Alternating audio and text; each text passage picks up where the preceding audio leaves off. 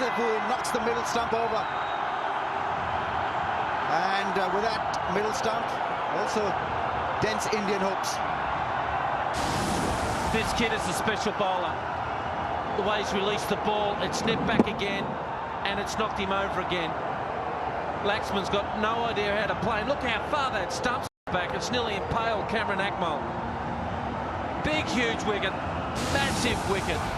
VVS Laxman goes back home. He's gone for 21. India, all sorts of trouble. 63 for 3. Got him. Kept perhaps a bit low, but that's the end of Sachin Tendulkar. Well. 3 top order batsmen all bowled. Mohammad Asif is on fire. Pakistan want to make a meal of it just today. Want to end it now. They're in a hurry. On the seam, didn't do very much, did keep a little low. But maybe he should have been on the front foot. We'll just take a look when we come back. But Sachin Tendulkar, gone. India in deep trouble. 74 for 4, 26 for Tendulkar.